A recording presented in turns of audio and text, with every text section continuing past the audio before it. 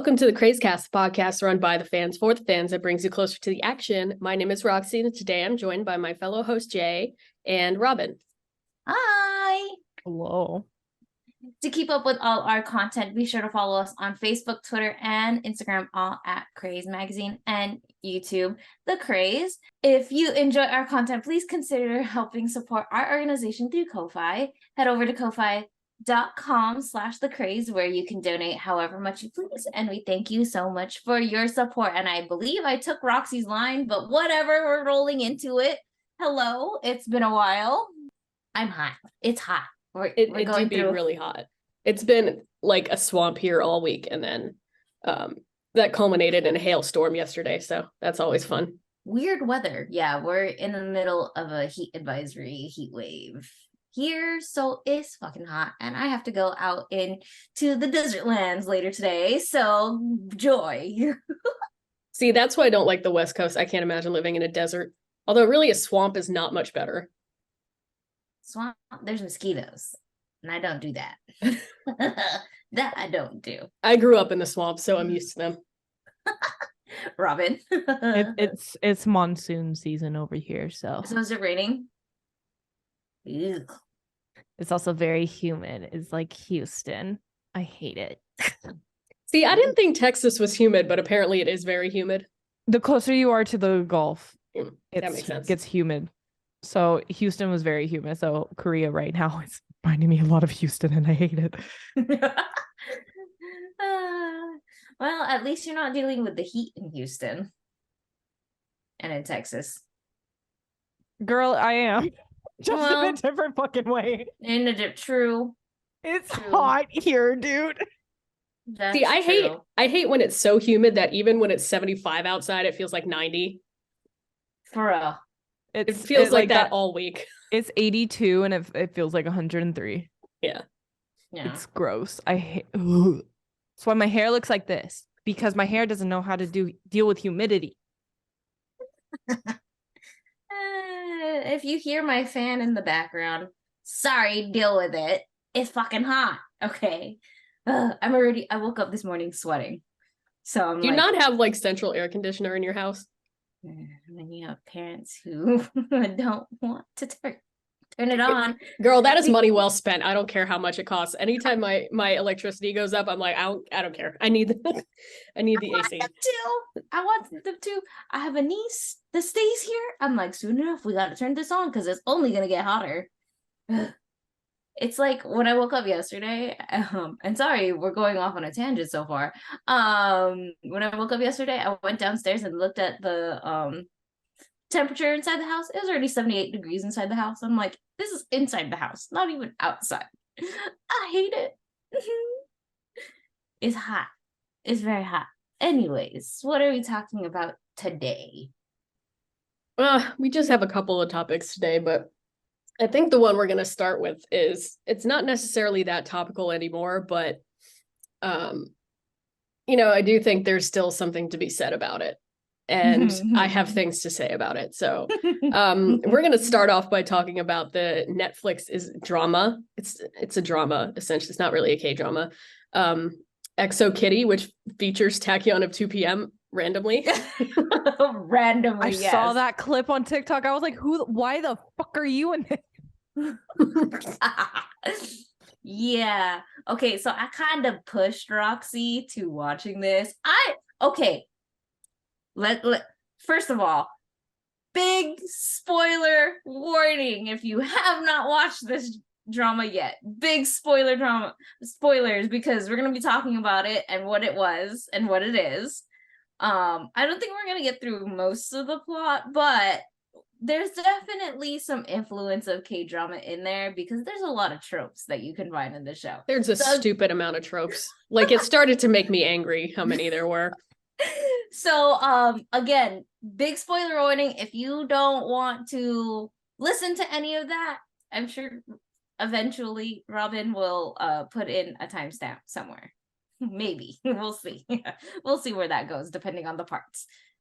Or just go to the next episode. Yeah, or go to the next part of this. Skip this entirely. Anyways, I kind of pushed Roxy into watching this. Yes, this is a show geared towards a very, very young audience. Okay. Yeah, which is why I had absolutely no interest in watching it to begin with. Jay was like, you should watch this. I was like, why do I want to watch a show about like 17-year-olds in a fucking, it's like, it reminds me of like Zoe 101. It's like teenagers going to a boarding school. I'm like, who actually does that? Most people don't. I never thought of Zoe 101. That good actor is. You know what? I Yeah. didn't think about it like that either. But That just came to my head. One. But see, I loved that show when I was a kid. And then Yeah. like I had like a nostalgia trip the other day. I was like, I want to go see it. And then I was like, this is like the worst thing I've ever seen. The acting is terrible.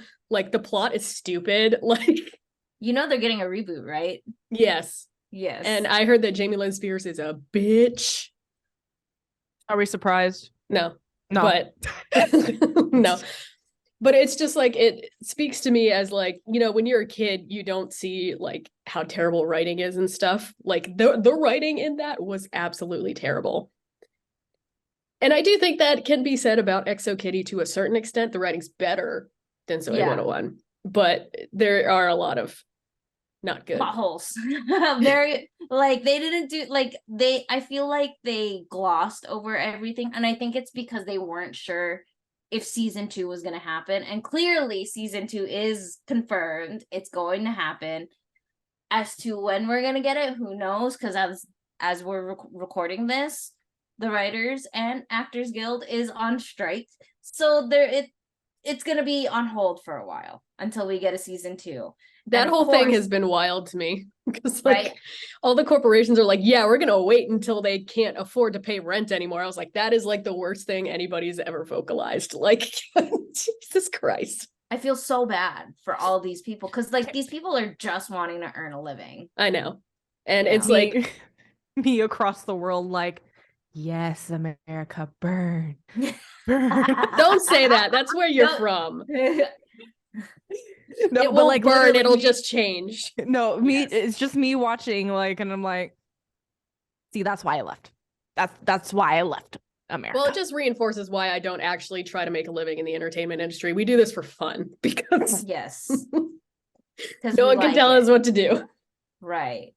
But I mean, like, with how that is going on, and I think there's another conversation to be had, because I've seen discourse, and this could be unreal, this not necessarily related to ExoKitty, but somebody is posting out there like there's a few people that I've seen, like, you know, that's why these companies now are looking to implement something that's similar to Korea, where the way how it's done, like, you just get it all done, you have like one lump sum pay, and you don't have, we don't know what the residuals are here in Korea, or like they're trying to go outside of the US so they can, you know, navigate out of what the union rules are.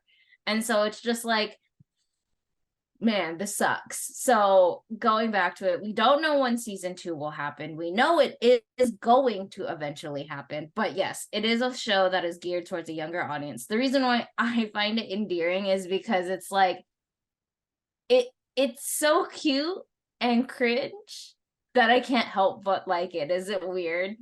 You know? It like, do you know what it reminds me of? It's like, it feels like a fan fiction, right? Because it's like, it does. You have the one main character that like everybody's in love with for some reason, and I like, I don't, maybe because I'm too old and realistic, I'm like, that's just not realistic. Like, you're not gonna have like 6 people that are in love with one person because that person is so amazing. That's just like really not how it goes. But I think as a teenager, you kind of fantasize about that because you're going through a lot of terrible shit. Your hormones are all fucked up, so you kind of just want to think that everybody would like you. That's what I saw going on there. But I just like, I couldn't like connect with it there. I started having fun with like all the tropes in the beginning until they added I didn't like how they added like suddenly she had a gay fantasy. It felt very forced and written by somebody that was like 100% straight, that like does not understand any how of to that. Be queer. Yeah, like exactly. It felt like a gimmick almost. Yeah. It's just like, for me, when it came to like, I'm all for it. Like, if she's gonna be queer, let her be queer. but let her explore her queerness. It happened like within 2 episodes, and she's like suddenly like, oh, okay. And I'm like, I don't think that works for normal people like that. And I mean, I'm identify as straight, so I can't necessarily say I know what it would look like, but just from the outside looking into me, it seemed like they just kind of shoved it there to add it as a plot point. Yeah. And it didn't really seem like authentic to me. It was just like, oh, now she has a crush on Yuri. And it's like, but she hated Yuri the whole time. What, like, and then all of a sudden just like one like night out changed everything. And I'm like, because like if you flip that the straight way, I also think that's stupid. Like if you hate a dude and then suddenly you're attracted to him and now you like him, I'm like, that's stupid. Like it doesn't work. Yeah, that's true. It just doesn't happen that way. Yeah. And I think we're just more normalized that way. And so my hope is in season 2, please flesh out her queerness a little bit better, because it just happened so quick like this that I'm like, there's still room to work with here.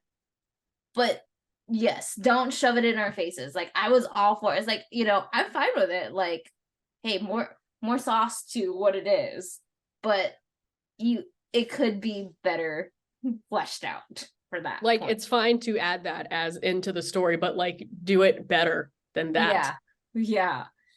That was my only thought. I was like, okay, this is stupid. She's been in love with her boyfriend this whole time, and then suddenly she likes the girl. Yeah. Like, has there not been anything before that? Has she not questioned herself before that? Like, there's not.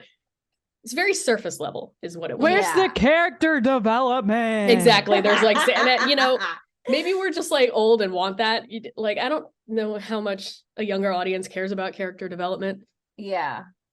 Because like if you think back to all of the shows that you loved as a kid, like a lot of the times they just like throw things at you. Like I'm just thinking like, okay, I grew up on SpongeBob, right? Okay. And it just opens up and you are with sea creatures that do weird things. Like that's just it. There's no fleshing out to begin with. So like, you know, maybe that's what's going on, but it's kind of hard not to look at it through a deeper lens when you're older, I guess. Yeah, and then I just felt for Day's character, because I feel like he is the worst written character out of the entire cast, unfortunately, because there was so much potential for him. You know, like I get it so his trope is like I'm in a weird financial spot. I can't afford, so there's that trope of I can't afford to do this, so I have to, you know, I have to make a fake contract, fake girlfriend, you know, fake deal. So I can continue with this scholarship, being able to stay at the school. The whole thing. And there was room to flesh that out a little bit more better and give him a better character, rather than him just coming off being like, I'm hiding something from my girlfriend and I can't say the truth. And I suck at communicating this entire time, but I still have feelings for this, like. And I got really annoyed because like every time he would like try to tell her, there would be an interruption. I was like, this happened like 6 times. Can we like it? Like, I feel like it would have been a little more dramatic if they did that a little bit early on and just had the tension between them longer. I also didn't like how he started to have a crush on Yuri. Did he? And that's kind of what they were implying, because like obviously Yuri is having an issue with her parents because she's gay and they don't want her to have a girlfriend or whatever. So she has a fake boyfriend, AU. And like, you know, at first he resents her, but then they're like hanging out and he starts to like be endeared toward her. And like she comes to his family for, I think it was Chuseok or whatever. Yeah. And like it's implied that he's like developing feelings for her, even though he knows that she's not straight. And I'm like, there's not any real universe where like 5 people all crush on each other in the same friend group. Like that's not how it happens. So like I can't get past that. Not at the same time, at least. I know, because it's like what is it? Day likes Kitty and Kitty is in love with Day, except now she has feelings for Yuri, but then like Day thinks that he has feelings for Yuri, and then like Minho's over here and has like hate feelings for Kitty, and it's like there's too much happening. Like the only one I could stick with was like the gay best friend trope guy. He was Yeah. just like, he was just hanging out. And I was like, I appreciate this one. And he just had his single relationship and they were chilling and they were not involved in all of this bullshit. And then there's like the random white girl that's chasing Minho. Did they have to add the like really annoying random white girl? Well, her character is also like, I'm a rich foreigner who's coming to a different country and I'm gonna do whatever I want. Yeah, they almost made her Koreaboo-ish. Almost, yes. But like she came through at the end. She clutched through and she's like, dude, like, hello, feelings. I know, but, I just like, yeah. And I mean, also, it's just like, okay, this is so outrageous. Like, okay, this is all happening. I feel like the only one who had pretty much a solid storyline for the most part is Yuri. Like, also, because she, like, she had one goal in mind, to be with her girlfriend. I know, but like her personality changed constantly. Yeah.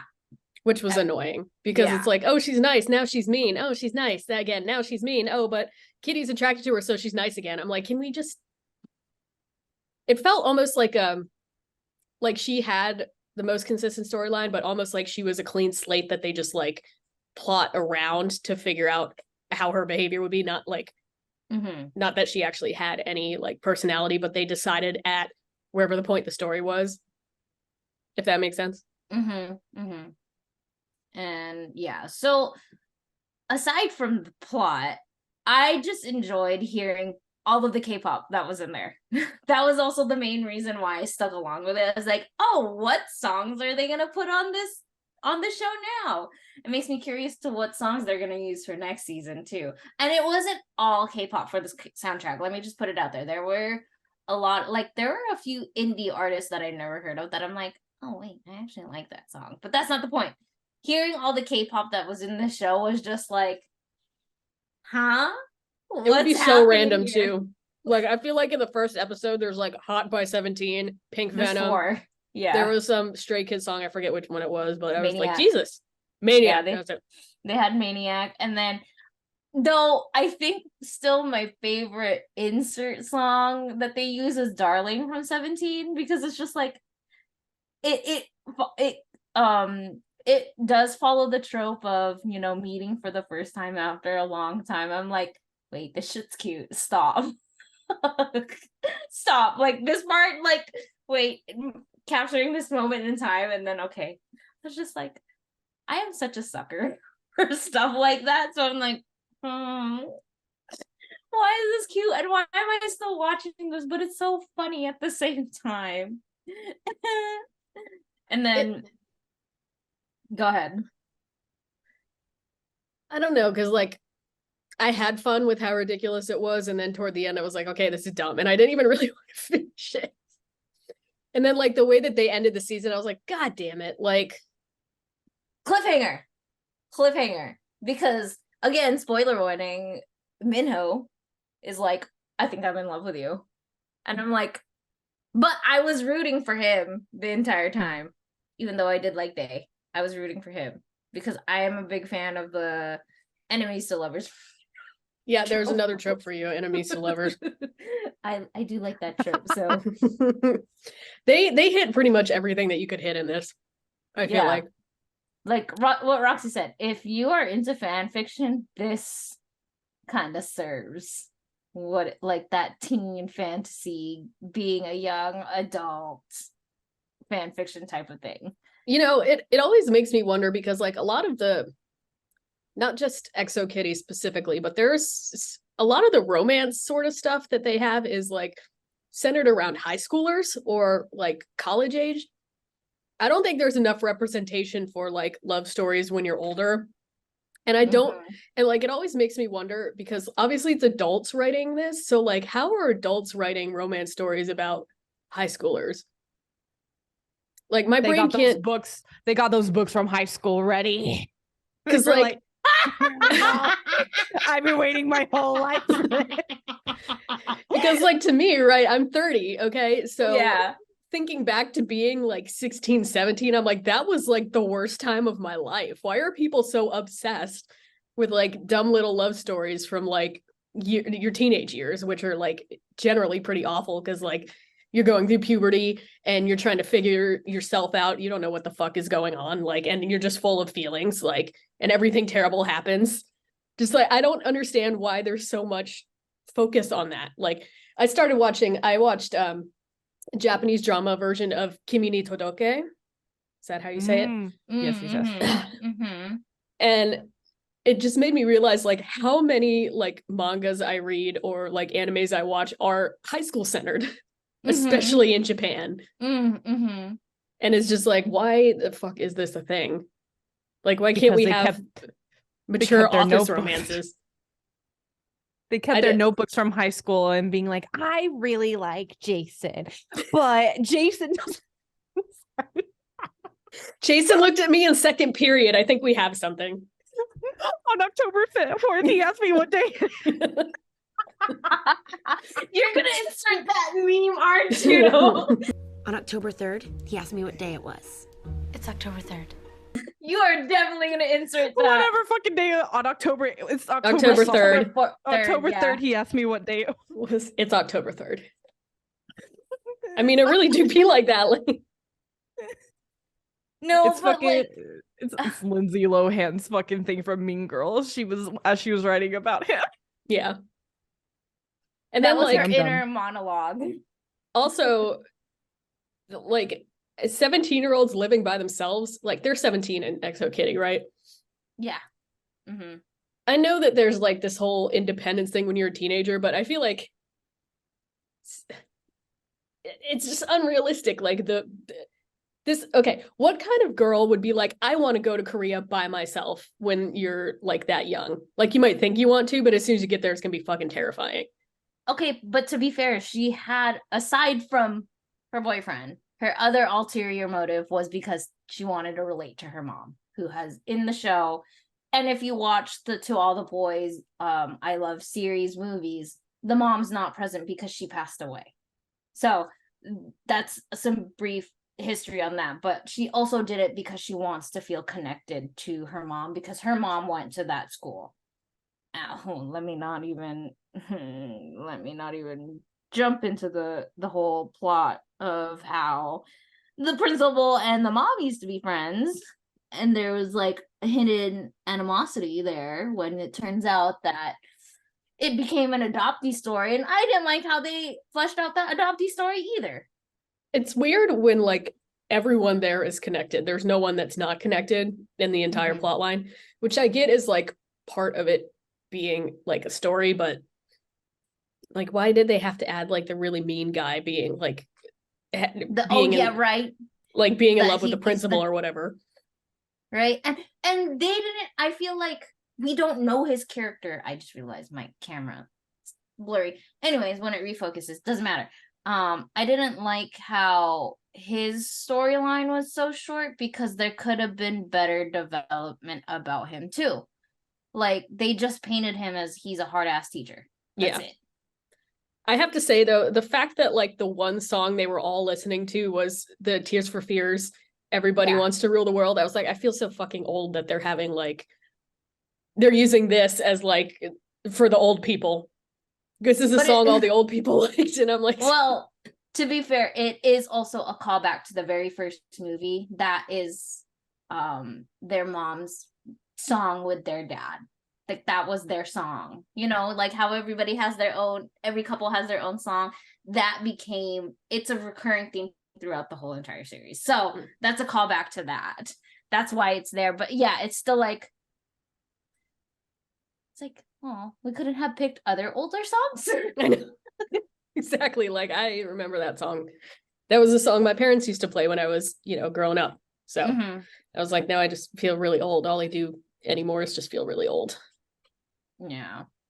So, I mean, I still liked it, even if it was a trip and a half. I'm curious to see how they're going to flesh out this whole new possible line of Minho versus Kitty. I also, the one trope that I really hate is like being in love with your best friend's girlfriend, which is what Minho is. I don't like that. And maybe because I may have personal experience with that. I just like fucking hate that trope.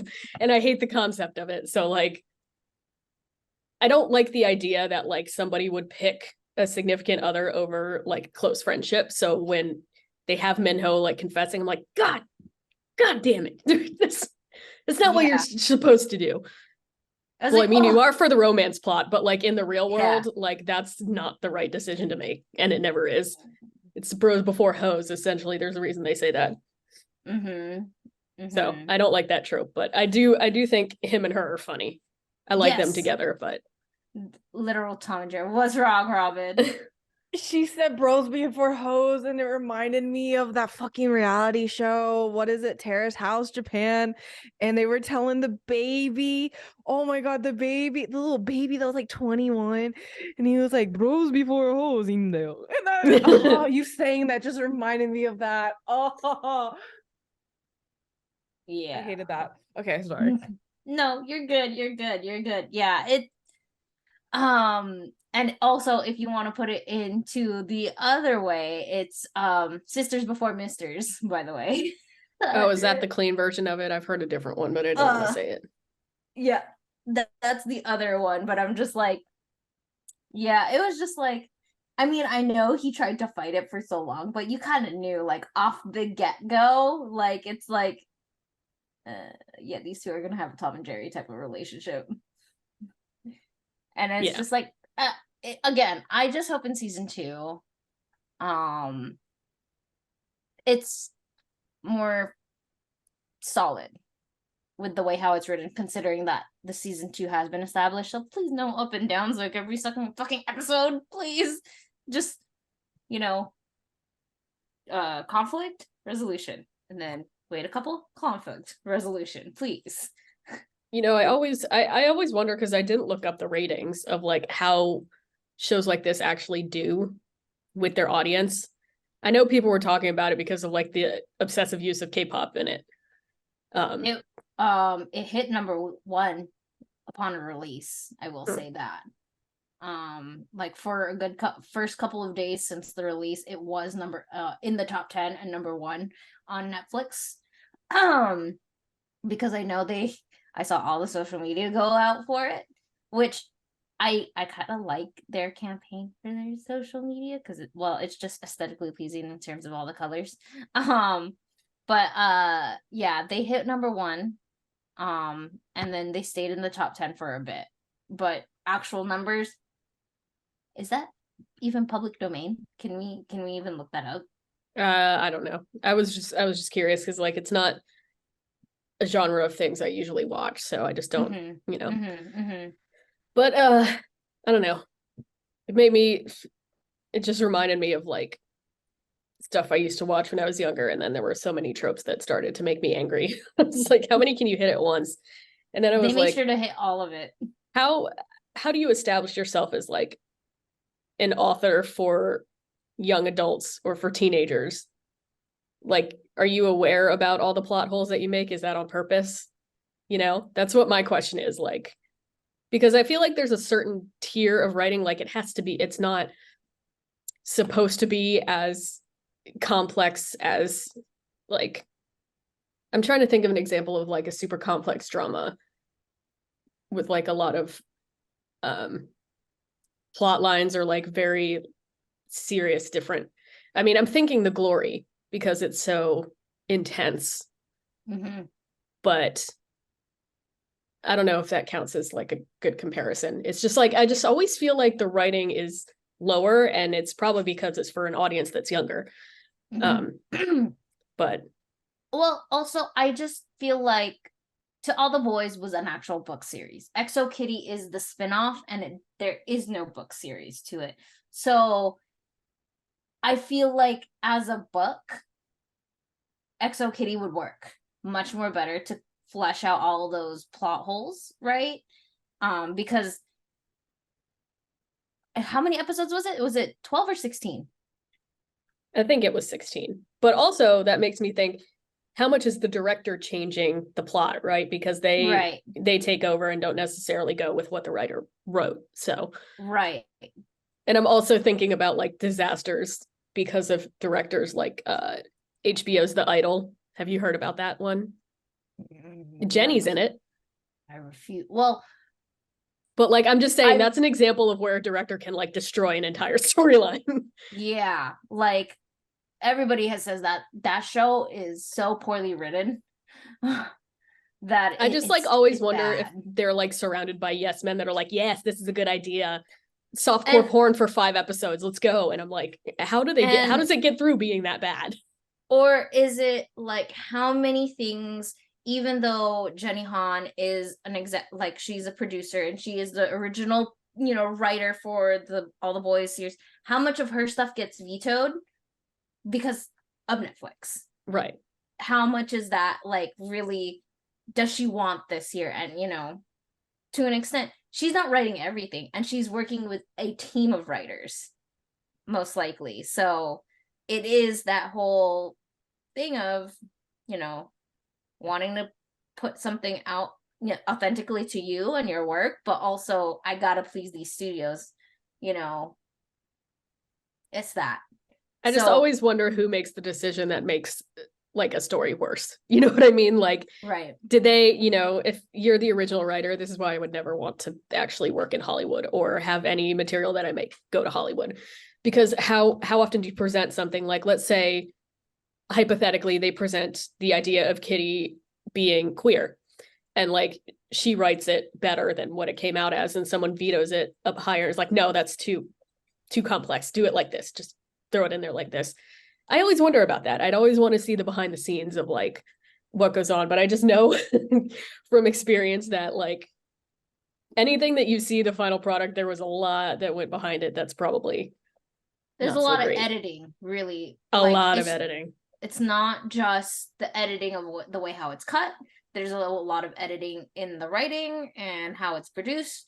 And so that's why pay your fucking writers. If you pay them well enough, they'll put out much better work. That's where the disconnect is between people that run the money and it's the same thing as like business versus creative, where it's like the business people think they can get AI to write things that's good. But have you ever seen like an AI written movie? That shit is so funny because it's like, it's completely incoherent. Anyway, I've heard people talk about like Netflix is thinking about using AI to write stuff. Implementing AI. One of the main reasons as to why this writer strike is happening. Yeah. And and also the actors too, because did you recently hear they want to implement one of the proposals for SAG-AFTRA was that they want to implement a whole face scanning thing and use their likeness, and they would only pay these actors only 1 day's of work and you don't get any residual. And I'm not surprised. And you can use that face, it's free to use now at that point. And like I guess it's already been happening in Hollywood, but like, no, pay these people. Pay your actors, pay your writers, pay your staff, what they deserve. And, I think it comes down to, if like, yes, I understand like there is the whole company like Netflix and Disney and all of that. But like, you need to give these creators the freedom to write the stories that they want and not literally change the whole story. And that's what's happening to a lot, and I mean a lot, of the shows that you're seeing. And that's why they're trying to outsource it. You could go down an entire rabbit hole about why everything in Hollywood is awful and terrible and you should not be supporting anything that goes on there. So let's back off that before something happens. Yeah. Especially since you're in California. So let's just not dive into that. Anyway, it was a trip to watch that. And if you do want to watch it, don't go in expecting the most amazing writing that you've ever seen. Or I would say it's extremely mid at best. It's not groundbreaking. It's not. But for what it was, it's cute. It does make you smile at times, and you're just like, if you're just there to look at the people, I mean, you're gonna have a good time just to look at the people, because all the people are very good looking. Whoever picked this cast was just like, yeah, like they're all good looking. What the fuck? Like, this is like, how do you just pick one favorite to look at all of them? So if you're just for that. On that kind of surface level, you'll enjoy it. I'm still going to look forward to season 2 and see how that goes. And who knows, if this podcast is still around by season 2, I'll give an update of how I felt.